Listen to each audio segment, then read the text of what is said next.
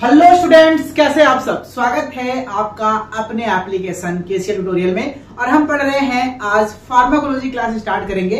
Pharmacology में basically हम लोग थ्योरी पोर्शन नहीं पढ़ रहे हैं, हम लोग बात कर रहे हैं टारगेट जीपैट 2024 की बात कर रहे हैं। यानी कि आप हमारे साथ यानी अपने अनुराग जायसवाल के साथ जीपैट की तैयारी कर रहे हैं। और आज जो हम चैप्टर स्टार्ट करने जा रहे हैं वो फार्माकोलॉजी का चैप्टर नंबर 2 है, जिसका नाम है जनरल फार्माकोलॉजी। इससे बहुत सारे क्वेश्चन बनते हैं और इसको मैंने बहुत डिटेल में पढ़ाया है। अगर आप मेरे यूट्यूब चैनल पर आप जाकर के इसके थ्योरी पोर्शंस देखेंगे 4th सेमेस्टर 5th सेमेस्टर में, तो मैंने बहुत ब्रीफ में एक्सप्लेन किया, डिटेल में बताया, अच्छे से बताया। लेकिन मुद्दे की बात यह है कि यहाँ पे हम जीपैट तैयारी कर रहे हैं, तो इस चैप्टर से कितने क्वेश्चंस बनते हैं थोड़ा सा इंट्रोडक्शन पार्ट समझते हुए इसके पूरे क्वेश्चंस को हम डिस्कस करेंगे।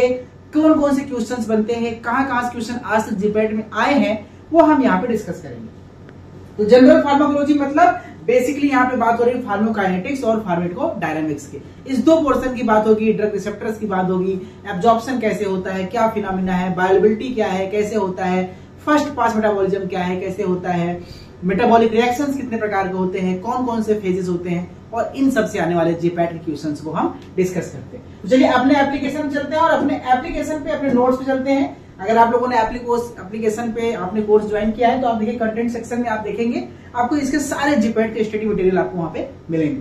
तो जनरल फार्माकोलॉजी में बेसिकली दो चीजें होती है। फार्माकोलॉजी दो भागों से मिलकर बना होता है। It is the study of pharmacokinetics and pharmacodynamics. आपको पता है कि फार्मेको का मतलब होता है मेडिसिन, आप यहां देखिए, और काइनेटिक्स का मतलब होता है मोशन, और फार्मेको का मतलब होता है मेडिसिन, और डायनामिक्स का मतलब होता है एक्शन। यानी कि हमारी बॉडी में दवा का जो मोशन है, जब वो दवा मूवमेंट कर रहा है तो हमारे शरीर के किस किस भाग में जाकर कौन कौन सी प्रक्रियाओं से गुजर रहा है। यानी पूरी तरह से अगर मैं आपसे कहूं कि गंगा जी गंगोत्री से निकल के बंगाल की खाड़ी तक जाती है तो किन किन राज्यों से होकर गुजर रही हैं, वो पूरी फिनोमिना वो काइनेटिक्स है, मूवमेंट है। और जब जहां जहां से गुजर रही हैं तो वहां पे किन किन भक्तों का कल्याण कर रही हैं। जैसे गंगा जी जब निकलती हैं वहां से तो सुना होगा उन्होंने भागीरथी के बच्चों का कल्याण किया, तो बहुत से लोगों के पाप धुले। तो जो अलग एक्स्ट्रा काम कर रही है मूवमेंट के अलावा, वो उसका डायनेमिक्स हो गया, यानी वो इसका एक्शन हो गया। तो गंगा जी के एग्जाम्पल समझते हैं कि बेसिकली काइनेटिक्स जब हमारे शरीर में जब ड्रग जाता है, सबने पढ़ा है, this is ADME, absorption, distribution, metabolism और एक्सक्रीशन, इसी के साथ एलिमिनेशन भी आता है। ये हमको पढ़ना है ब्रीफ में। और डायनामिक्स में दो प्रकार के एक्शन होते हैं ड्रग के हमारी बॉडी में।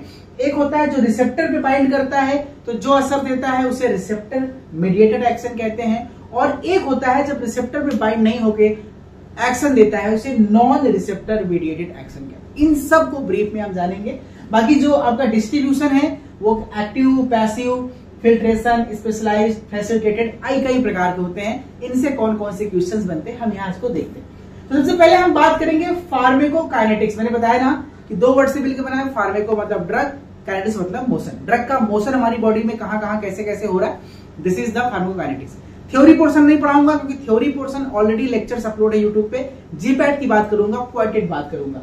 देखिए बेसिकली जो फार्माकोकाइनेटिक्स में आपको पहला प्रोसेस है एब्जॉर्प्शन। एब्जॉर्प्शन का मतलब क्या होता है बेटा दोस्तों, जब भी आप कोई ड्रग खाते हैं, पेरेंट्रल को छोड़ दीजिए, ठीक है, पेरेंट्रल को छोड़ के बाकी जो दवाई आप खाते हैं, टैबलेट, कैप्सूल, सिरप, पेट में जाता है, डिसइंटीग्रेट होता है, टूटता है, फिर वो डिसॉल्व होता है और फिर आपके पेट से आपके ब्लड में पहुंचता है। इसे एब्जॉर्प्शन कहते हैं। कुछ पोर्शन खराब हो जाते हैं, वो नहीं पहुंच पाते, और जो पहुंच पाते हैं वो बायोअवेलेबिलिटी है। अगर हम पेरेंट्रल की बात करें तो वो 100% बायोअवेलेबिलिटी की होती है, क्योंकि पूरी तरह से ड्रग जो है वो ब्लड में ही पहुंचता है, उसमें पेट वेट कोई रास्ता है ही नहीं। ठीक है, ऐसा तो है नहीं कोई इंजेक्शन आपके मुंह में लगा देता है, मुंह खोलो, मार दिया, अब आपके पेट में जाएगा, घुलेगा, फिर ब्लड में जाएगा, ऐसा तो होता नहीं, वो डायरेक्ट ब्लड में जाता है। इसके उसका एब्जॉर्प्शन 100% होता है। एब्जॉर्प्शन कितने प्रकार का है ये समझना बहुत जरूरी है। ये क्वेश्चन है पैसिव डिफ्यूजन, जिस प्रोसेस के द्वारा एब्जॉर्प्शन होता है उसे डिफ्यूजन कहते हैं। डिफ्यूजन का मतलब होता है एक जगह से दूसरी जगह पर जाना, किसी भी चीज का एक जगह से दूसरी जगह पर जाना, दिस इज कॉल्ड डिफ्यूजन।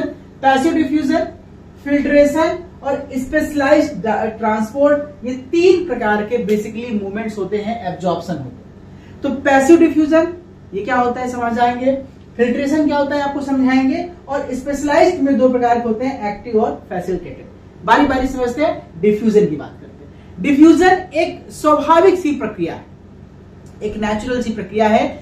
जो चीज जहां पे ज्यादा है वो वहां से शिफ्ट होकर कम की तरफ मूवमेंट करती है। जैसे कहीं आप 2 टंकी पानी ले लीजिए दोस्तों, अगर मैं आपको इसको यहाँ पे इस तरह से एक्सप्लेन करना चाहूँ, वैसे डिफ्यूजन मुझे बहुत एक्सप्लेन नहीं करना चाहिए क्योंकि ऑलरेडी मैं आपको थ्योरी क्लास नहीं दे रहा हूँ, लेकिन फिर भी मान लीजिए एक टंकी है, इस टंकी में पानी है और ये पानी यहां तक भरा हुआ है, और दूसरी टंकी सेम साइज की टंकी है, ठीक है, और उसमें पानी यहां तक भरा हुआ है। तो अगर हम इसको बीच से एक पाइप से जोड़ दें मेरे बच्चों, तो क्या होगा, पानी का मूवमेंट यहां से यहां होगा या यहां से यहां होगा। आप ऑब्वियस सी बात है, सब जानते हैं, पानी का मूवमेंट ज्यादा से कम की तरफ होगा। जी हाँ, इसी प्रोसेस को कहते हैं डिफ्यूजन।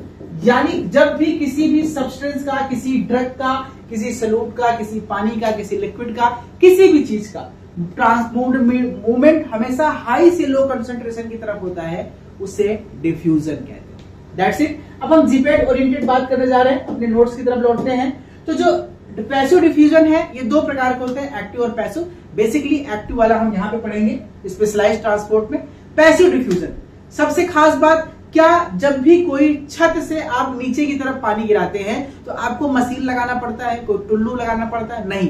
लेकिन नीचे से ऊपर ले जाते हैं तो आपको पंप लगाना पड़ता है। यानी जब भी ऊपर से नीचे आएगा, ये पैसिव डिफ्यूजन मतलब जो अपने आप होता है, उसमें एनर्जी की कोई रिक्वायरमेंट नहीं है।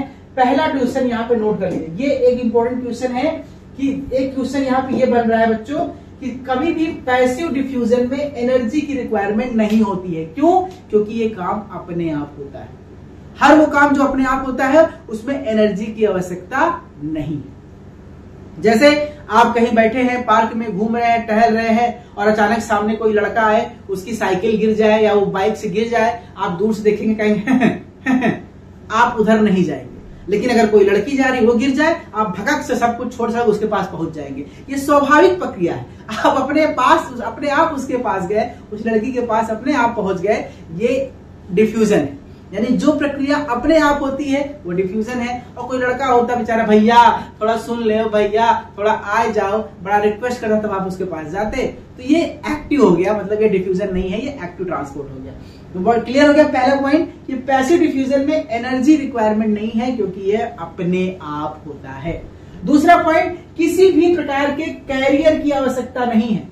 कोई भी चीज, जैसे कि पानी भरने के लिए जब ऊपर से नीचे पानी करेगा तो कैरियर क्या है, टुल्लू, पंप, कोई जरूरत नहीं है। लेकिन नीचे से ऊपर जाना हो, अब मान लीजिए ऊपर से नीचे अगर आप टंकी खोल दे, पानी अपने आप नीचे गिरेगा। पाइप जरूरत नहीं लगाने की, लेकिन नीचे से ऊपर जाने के लिए आपको पाइप लगाना पड़ेगा। पाइप क्या है, कैरियर है। इसी तरह से पैसिव डिफ्यूजन में कोई कैरियर की आवश्यकता नहीं है। अगला पॉइंट यह है क्वेश्चन, एक टॉपिक बहुत ध्यान से पूछता है, lipid solubility increases the drug diffusion rate. आपसे क्वेश्चन पूछता है कि अगर कोई ड्रग, किस प्रकार के ड्रग का डिफ्यूजन रेट हाई होगा। एमसीक्यू है, हाइड्रोफिलिक ड्रग या लाइपोफिलिक ड्रग, या दोनों या कोई नहीं। तो ध्यान समझिएगा, यहां पे पूछ रहा है जिस ड्रग की लिपिड सॉल्युबिलिटी ज्यादा होगी, यानी जो लाइपोफिलिक नेचर का होगा बच्चों। ये एक क्वेश्चन बहुत इंपॉर्टेंट है जीपैट के हिसाब से, जो लाइपोफिलिक नेचर का होगा। ऐसा क्यों? क्योंकि हमारा जो शरीर बना है कोशिकाओं से, और आपने पढ़ा जो कोशिका है, उसकी जो कोशिका मेम्ब्रेन है, सेल मेम्ब्रेन, वो बनी है फास्फोलिपिड की। वहां फास्फो और लिपिड शब्द आ गया है, और लाइक डिजॉल्व लाइक, मतलब लिपिड से हम पानी को पार नहीं कर सकते, लेकिन लिपिड से लिपिड वाले सॉल्युबल चीजों को पार कर सकते हैं। तो यानी जो वाटर सॉल्युबल ड्रग होंगे, जिसकी सॉल्युबिलिटी वाटर में होगी, उसकी ट्रांसपोर्ट या उसका डिफ्यूजन रेट कम होगा। लेकिन जो drug highly soluble lipid soluble drug होगा, लाइपोफिलिक नेचर का होगा, उसकी सॉल्युबिलिटी है। देखो ये एक इंपॉर्टेंट पॉइंट है जो एग्जाम में कई बार घुमा फिरा के कई बार पूछा गया, कभी कुछ तरह से, कभी किसी तरह से। मोटी मोटी बात है, या तो लाइपोफिलिक पूछ ले, या लिपिड सॉल्युबल पूछ ले, या आप 4 ऑप्शन दे दे कि इसमें से कौन सा ड्रग बहुत जल्दी डिफ्यूज होगा। तो ध्यान देना, उन चारों में से जो लिपिड सॉल्युबल ड्रग होगा वो जल्दी डिफ्यूज होगा। ये बहुत इंपॉर्टेंट क्वेश्चन है। चलिए आगे बात करते हैं अगले टॉपिक पे। दूसरा है हमारा फिल्ट्रेशन। फिल्ट्रेशन क्या होता है दोस्तों? कभी कभी हमारे, आपने नाम सुना होगा एसपीएम, जिसको बोलते हैं सेमी परमेबल मेम्ब्रेन। एक स्पेशल टाइप की मेम्ब्रेन होती है जो एक सिलेक्टेड चीज को, एक सिलेक्टेड पॉइंट चीजों को ही अपने से पास होने देती है, जैसे ब्लड ब्रेन बैरियर वगैरह हो गया, प्लेसेंटा बैरियर हो गया। तो उसमें क्या होता है, जो ड्रग होता है वो एक स्पेशल प्रकार की मेम्ब्रेन से अपने आप पार हो जाता है, इसमें कुछ भी करना नहीं पड़ता। लेकिन हाँ, इसके लिए एक स्पेशल मेम्ब्रेन चाहिए, इसी को फिल्ट्रेशन टेक्निक कहते हैं। इसमें थ्रू पैरासेलुलर स्पेशल मेम्ब्रेन, यानी एक पैरासेलुलर मेम्ब्रेन होता है स्पेशल, उसके द्वारा ही मूवमेंट होता है। ये चीज ध्यान दीजिएगा। तो अगर आपसे पूछे कि in which type of diffusion या ट्रांसपोर्ट या absorption, in which type of absorption SPM is required, semi substitution देगा, passive, filtration, specialised, active, passive. तो सही जवाब है कि फिल्ट्रेशन वाले में एसपीएम यानी सेमी परमेबल मेम्ब्रेन की आवश्यकता होती है। ठीक है बच्चों, चलिए आगे बढ़ते हैं, आगे की तरफ आते हैं। इधर देखिए, अब हम आते हैं कुछ अलग में, स्पेशलाइज्ड ट्रांसपोर्ट। स्पेशलाइज्ड ट्रांसपोर्ट मतलब जो इस विशेष प्रकार का है, इसमें अपने आप कुछ चीजें नहीं होंगी, कुछ शर्तें, कुछ कंडीशन लगाई जाती हैं। उसमें एक है एक्टिव, एक फैसिलिटेटेड। एक्टिव और फैसिलिटेटेड, इसको समझिए, इसको इस तरह समझिए। मैंने कहा पार्क में जो लड़का गिर गया था, ठीक है, उस लड़के को उठाने के लिए, भाई लड़की गिरी तो आप तुरंत गए उठा लिए, लड़का गिरा कैसे उठाएंगे? उस लड़के को उठाने के लिए दो चीजें, या तो वो लड़का आप, उस लड़के को उठाने के लिए आपके पास कोई ऐसा व्यक्ति आए जो आपको भी जानता है और उस लड़के को भी जानता है। ठीक है, तो आपसे कहे यार चले जाओ, वो मेरे मौसी का लड़का है, मामा का लड़का है, मेरा दोस्त है, जाओ उसको उठा दो। तो उसने आपको प्रेरित किया, उसने आपका चलो चलो मेरे साथ चलो, हम जा रहे उठाने, तुम भी चलो मेरे साथ उठाओ।